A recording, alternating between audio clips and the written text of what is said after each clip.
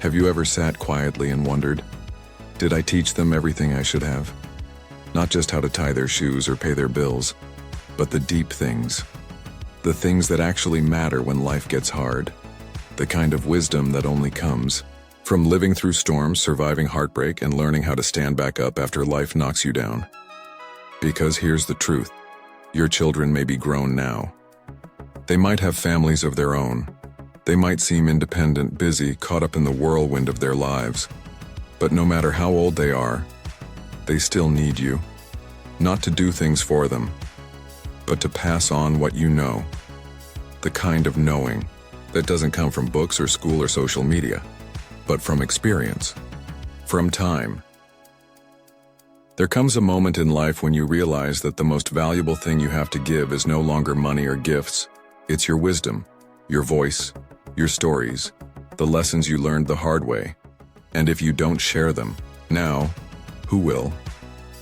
In this video, we're going to gently walk through 5 powerful truths, things your children deserve to hear from you before time slips away. Because one day, they'll face something hard, they'll be scared, they'll feel lost. And when that day comes, they won't just need advice, they'll need your words echoing in their heart. Let's begin with the first one. It might sound simple, but it's something so many people miss. Teach them how to be okay with failure. Not to avoid it, not to fear it, but to live through it, to learn from it. To know that failing doesn't make them weak or broken. It makes them human. Too many children grow up thinking they have to get everything right on the first try. That success means perfection. That making mistakes means they're not enough. But we know better, don't we? We've lived long enough to see that some of life's most painful moments end up shaping us the most. That we grow not just because of what we achieve, but because of what we survive. So tell them about your own failures. The job you didn't get. The relationship that ended. The decision that didn't go as planned. And more importantly, tell them what you learned. Show them that falling down is never the end, as long as you keep getting back up. And once they understand that failure isn't the enemy, there's something else they need to hear, maybe now more than ever. Teach them how to be still. In a world that moves a mile a minute, that constantly shouts, do more, achieve more, go faster, learning how to pause is a gift, a survival tool. We didn't always call it mindfulness or meditation when we were younger, but we knew the feeling. Sitting on a porch in silence, listening to the wind, taking a breath before reacting, giving space for thoughts to settle. It wasn't a luxury, it was a lifeline. Teach them that it's okay to step back, to take time to think, to breathe before speaking, to listen more than they talk. Stillness creates clarity, and clarity helps you live with purpose. These are the kinds of lessons that can't be taught in a classroom. They can only come from people like you, who've lived enough to understand how life really works. And as you begin to pass that wisdom on, as you speak from your heart, not your head, you'll notice something beautiful happen. They'll start leaning in, listening differently, and maybe, just maybe, you'll feel something shift inside of you too. Because as you begin to open up and share from that deep, quiet place inside of you, the place filled with years of learning, loving, losing, and rebuilding, something incredible happens. You stop feeling like you're just looking back, and you start realizing how much of your life still matters in the present, especially when it comes to your children. They may not always say it, but they're watching, they're listening, and they carry your words with them far longer than you think. That's why one of the most powerful things you can teach them is this: how to value time. Not just manage it, not just fill it, but truly value it. Because time is the one thing we never get back. And yet, it's the thing most often taken for granted, especially when you're young. We all know what it's like to feel like life is endless when you're just starting out. Like you'll have time to make that call, to take that trip, to say that apology, to fix what's broken later. But later doesn't always come. And that's a lesson many of us had to learn the hard way. Teach your children that time isn't something to kill or spend. It's something to honor, a resource more valuable than money, a currency you use with intention. Teach them to show up when it counts, to prioritize people over tasks, to slow down and be present, not just busy. You can do this not just with words, but with how you live. By putting down the phone when someone walks in the room, by looking someone in the eye and truly listening, by choosing time with loved ones over one more errand or to-do list item. These actions speak louder than advice, and just as time is precious, so is the way we treat others. That brings us to another lesson, one that might seem old-fashioned to some, but it's more needed today than ever. Teach your children the strength of kindness. Kindness isn't weakness. It's not softness, it's courage. In a world that often values quick comebacks and winning arguments, choosing to be kind, especially when it's hard, is a quiet kind of power. And we know, life gives plenty of chances to practice it. You've lived long enough to see what cruelty does, how it lingers, how it wounds, and how kindness, real, sincere kindness, can shift a moment, even change a life. Whether it's offering help to someone who doesn't expect it, forgiving when it's not easy, or simply giving someone your full attention when they need to be heard.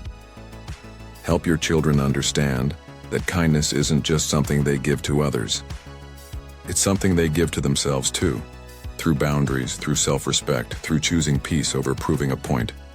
And maybe the best way to teach that is by being an example of it, by showing them how to handle frustration with grace, how to speak with compassion even when you're tired, how to apologize when you're wrong and mean it. Because in the end, your children won't remember every detail you taught them, but they will remember how you made them feel. They'll remember the tone of your voice when they needed comfort, the advice you gave when their world was falling apart, the stories you told when they doubted themselves. And those moments, they last. They become part of who they are. Now that we've looked at how failure, stillness, time, and kindness can shape the way your children live and love, there's still one more lesson that might just matter more than all the rest. A lesson that helps them build a life worth waking up for, even when things feel uncertain. And that lesson is about purpose. It's a word we hear often, but one that can feel vague, especially when you're young and trying to figure life out. Many people spend decades chasing someone else's idea of success, only to wake up one day feeling empty, wondering what it was all for. That's why it's so important to help your children understand this one truth. Life feels better when it has meaning, and meaning doesn't come from money or approval or how many likes they get online. It comes from within. Teach them that purpose doesn't have to be big or flashy. It doesn't need applause. It can be quiet, steady, deeply personal. Maybe their purpose is raising kind children, or creating something beautiful, or helping others feel seen and safe, or simply living with integrity, day in, day out. Help them understand that purpose isn't something you find just once. It's something you uncover again and again as you grow. It changes, it evolves, and that's okay. What matters is that they listen to what lights them up inside, that they trust their own voice, that they're not afraid to ask, what truly matters to me, and to follow the answer. Even if no one else understands it, share with them what gave you purpose over the years, the moments that made you proud, the times you chose love over fear or courage over comfort. Talk about the dreams you chased and the ones you let go of and why. Your story might be the spark they need to find their own path, and remind them that even in the hardest seasons, especially in those seasons, purpose can be the anchor that holds them steady. It doesn't erase the pain, but it gives them something to hold on to, a reason to keep showing up. You see, when your children understand that life is more than routines and responsibilities, when they know it's okay to ask why they do what they do, they begin to live with more intention, more heart, and that can change everything. But even as they grow into this deeper wisdom, even as they build their own lives, find their own peace, walk their own road, there's one final, thing they will always need from you, and it might be the most important lesson of all. One they can carry for the rest of their lives long after you're gone. They need to know they are loved. Not because they achieved something. Not because they did everything right. Not because they fit into a mold, but because of who they are. Because they are yours. Because you've seen them at their best and their worst, and you still choose them every single time. Tell them. Say the words out loud. Write them down. Show it in small ways, in patience, in presence, in forgiveness. Don't assume they know. Don't wait for the perfect moment. Because the truth is, no matter how old we get, we never stop needing to hear that we are deeply, unconditionally loved. And when you give your children that gift, when you speak, live it, breathe it into them. You give them more than comfort, you give them strength, you give them safety. You give them the freedom to grow into the best version of themselves, because they know they don't have to earn your love. They already have it.